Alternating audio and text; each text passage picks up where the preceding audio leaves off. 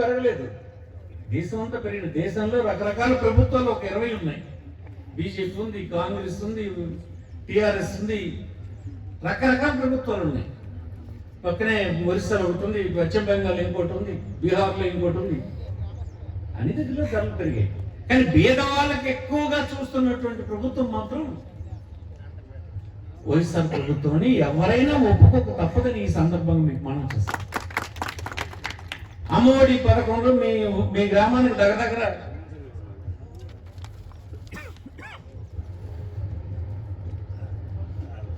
2,76,00,000 రూపాయలు 340 కుటుంబాలకు 15,000 రూపాయలు చెప్పున ఇవ్వడం జరుగుతుంది. పెన్షన్ కానుక కింద 2,34,00,000 రూపాయలు, అలాగే వైఎస్ఆర్ ఆసరా కింద 1,20,00,000, చేయూత కింద 51 లక్షలు,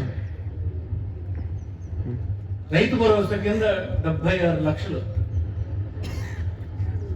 ఇలా చాలా పెద్ద మొత్తం అందించడం జరిగింది. మరి ఎక్కడది? ప్రభుత్వం డబ్బే. అందుకోసం సంక్షేమం చాలా బాగా చేయగలుస్తున్నాం. అది చేయగలుస్తున్నా కనుక మరి కొన్ని కార్యక్రమాలు ఆలస్యం అవుతున్నాయి. మరి కొంత టైం పడుతుంది, సరిదిద్ది చేస్తాం అవన్నీ. ఇక రెండోది ధాన్యం కొనుగోలు కేంద్రం. ధాన్యం సమస్య ఎలా వచ్చిందని అంటే, వ్యవసాయం చేసేవాడి బ్రతుకులు ఎక్కడా బాగులేవు.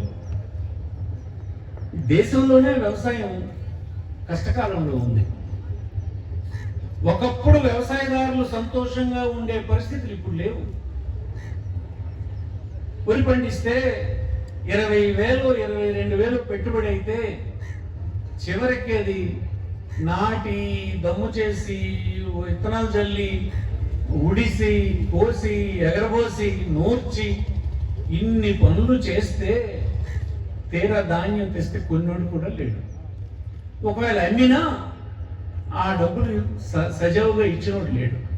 ఒకవేళ ఇచ్చినా పెట్టుబడికి సరిపోకుండా ఇంక కొంత లాస్ వచ్చినటువంటి పరిస్థితి ఈవేళ ఉంది. అందరం కలిసి మరి తరతరాలుగా అలవాటు పడిపోయిన వ్యవసాయం తప్ప మరి ఇంకో దానికి మనం వెళ్ళడం లేదు. వరి ఈ దేశంలో మన అవసరాలకు మించిపోయి పండిస్తుంది.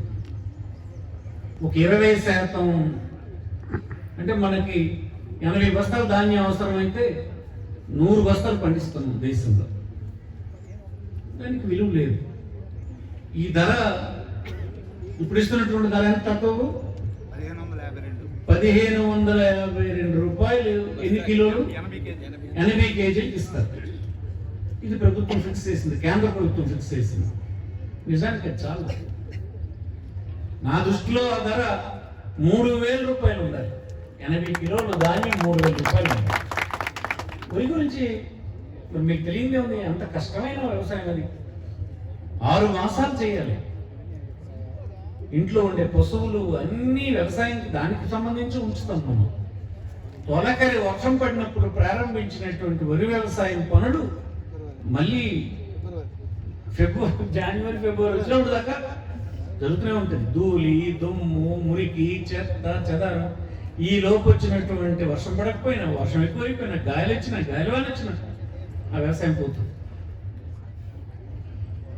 ఈ దేశం అంతలో ఉంది పరిస్థితి. అందుకే ఏ వ్యవసాయదారుడి ఇంట్లో చూసినా విచారమే తప్ప సంతోషంగా లేడు.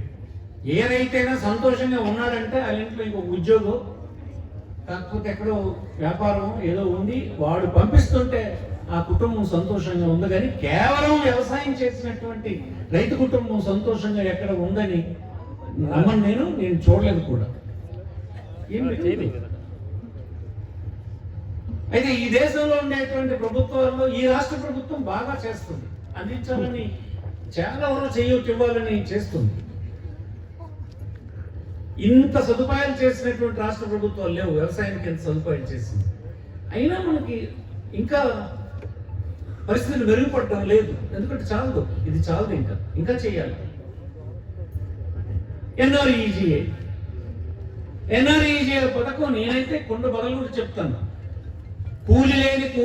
కూలి కల్పించాల్సినటువంటి అవసరం ప్రభుత్వాలకు ఉంది.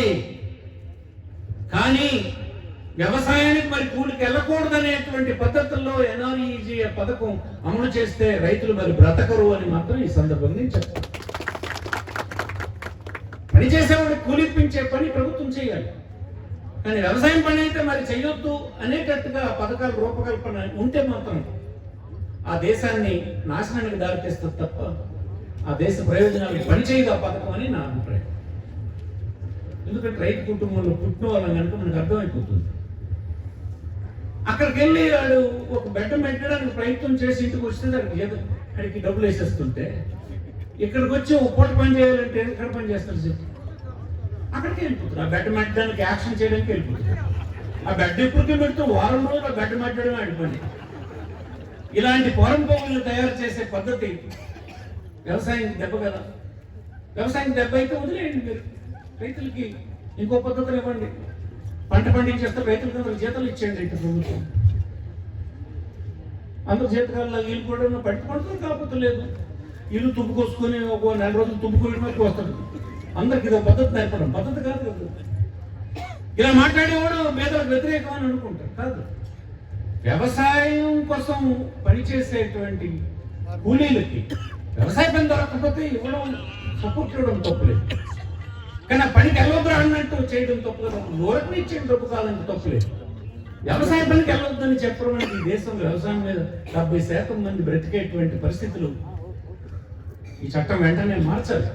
ఇది కేంద్ర చట్టం, పార్లమెంట్ చేయాలి.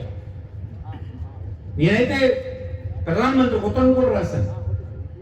దేశం రైతులు కష్టకాలంలో ఉన్నారు, గజగజలు ఆడిపోతున్నారు, ఎవరింట్లోనూ సంతోషం లేదు, ఇది దేశానికి మంచిది కాదు, ఈ పథకాన్ని అర్జెంటుగా మార్చండి. 1,20,000 కోట్ల రూపాయలు ఖర్చు పెడుతున్నారు దానికోసం, ఆ పథకం కోసం. ఇవ్వండి.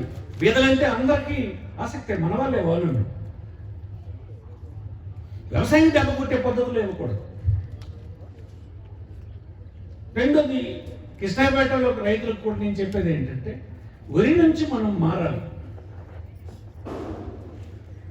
వరి మీద లెక్కేది మనకెందుకంటే మనకెవరికి కూడా లెక్కలు రాయడం అనేది అలవట్లేదు. మనం వ్యవసాయం చేసే కుటుంబాలు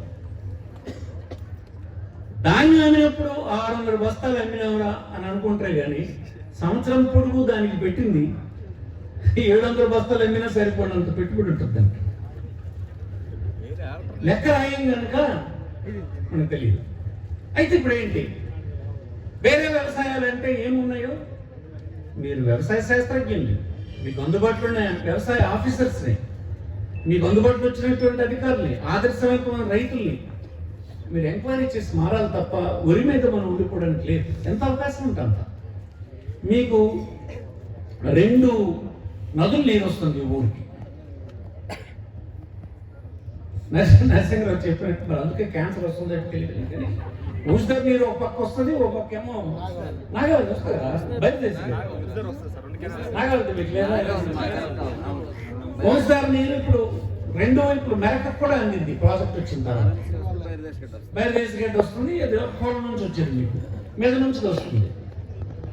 భూమి పండుతుంది, కానీ పండినటువంటి పంట సంతోషం లేదు. అయితే ఏంటంటే కొంచెం ధరలు పెరిగినాయి ఆ మెట్టు మీద, అది చెక్క ఎప్పుడు అవసరం వస్తే చిన్న మొక్కలు తీసేస్తాను ఒక్కొక్కడు. అదొక సంతోషం, కానీ పండించి దర్జాగా బ్రతికే పరిస్థితులు అయితే ఇంకా లేవు. మనం దానికి తగ్గట్టు చూడాలి. ఏదో మీ గ్రామంలో కొంతమంది క్రషర్లని, వెహికల్స్ అని రకరకాల కొన్ని పద్ధతులు వచ్చారు, కానీ ఇంకా వ్యవసాయంలో కూడా మార్పులు తేవాలి. ఏమైతే చేయగలము, ఎలా చేయగలం అన్నది వ్యవసాయ అధికారులతో కూర్చొని మీరు చేయాలి. ధాన్యం కొనుగోలుకి ఇప్పుడే ఇక్కడ మీరు కంటిన్యూస్గా ఉంటారు, ఇక్కడ అంకాలు ఇస్తారు, కాకపోతే మీ అంకాలు పెట్టుకుంటే దానికి ధర ఇస్తారు. చెప్పినట్టు 80 కేజీలకి 1500 చిల్లర డబ్బులు ఇస్తారు.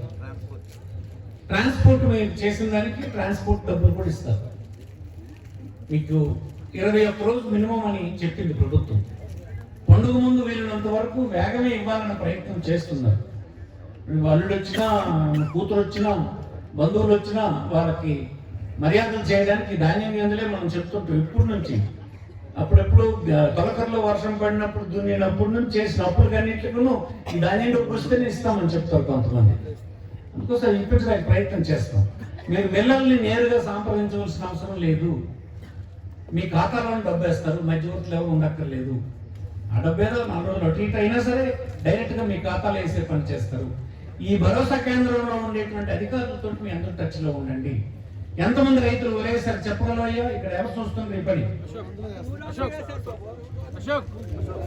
ఎంతమంది రైతులు ఈ ఊర్లో ఒరేసారు? 232 మంది రైతులు ఒరేసారు. ఎంతమందిని ఈ క్రాపింగ్ కింద తీసుకొచ్చారు? అందరినీ చేశారు, ఈ క్రాపింగ్ కింద చేశారు. మనం ఎలా ఉందంటే ఇప్పుడు పంట పోయి ఇన్సూరెన్స్ వచ్చేస్తే బాగుందని రైతులు అనుకునే పరిస్థితి వచ్చింది. పంట పోయి మొత్తం ఇన్సూరెన్స్ క్లెయిమ్ వచ్చేస్తే చాలని. ఇది దేశంలో ఉన్నాడు ఆలోచించకపోతే ఇంక రైతులు ఎలా బతుకుతారు? ఇది కష్టమైంది, చాలా డేంజరస్ స్థితిలో ఉంది, అత్యంత ప్రమాదకరంలో వ్యవసాయం ఉంది భారతదేశం. సో జగన్మోహన్ రెడ్డి చాలా పెద్ద ఎత్తున అతని శక్తికి మించి చేస్తున్నాడు. ప్రతి సంవత్సరం కొంత డబ్బు మీ అకౌంట్లో వేయడం జరుగుతుంది. మరి కొంతమందికి ఆడు భూమి దొరకపోయినా నాది ఆడ అకౌంట్లో పడిపోతుంది అని అంటారు. ఏదో పడని రైతులందరికీ ఈ 5 సంవత్సరాలు ప్రతిసారి పెట్టుబడి సాయంలాగా అతను అందిస్తూనే ఉన్నాడు. ఇది ఎక్కడ దేశంలో ఇతర రాష్ట్రాల్లో లేదు. అందుకోసం అందుకోండి, ఈ ధాన్యం కేంద్రం దగ్గర మీకు మోసం లేకుండా జరుగుతుంది, రిజెక్ట్ చేయడానికి లేదు, అన్నిటికీ ఇవిచ్చాము. ఇవన్నీ రైతులు ప్రొటెక్ట్ చేయడానికి పెట్టినటువంటి. కొన్ని ఊళ్ళలో మనం చూస్తాం, ధాన్యం పట్టేస్తాడు, ధాన్యం పట్టేస్తే ఆడు అలాగలాగలాగా ఒప్పులు పెరిగిపోయిన తర్వాత ఏదో ఒక రోజు ఆడు వెళ్ళిపోతాడు. నువ్వులు కూడా వెళ్ళిపోయినాడు కదా ఇంతకుముందు, వెళ్ళాడా? పూర్వం అలా జరిగేది. ఆ పని ఉండదు. ఏదో ఒక రోజున మీకు ఇవన్నీ అకౌంట్లో పడతాయి, ప్రతి పైసా పడుతుంది, మధ్యవర్తి ఎవరు ఉండడు. ఈ ధాన్యం ధర పెంచే పని కూడా ప్రభుత్వం, కేంద్ర ప్రభుత్వం చెయ్యాలి, ఇంకా చెయ్యాలి. ఇవాళ ఈ కన్స్ట్రక్షన్ చాలా బాగా చేశారు.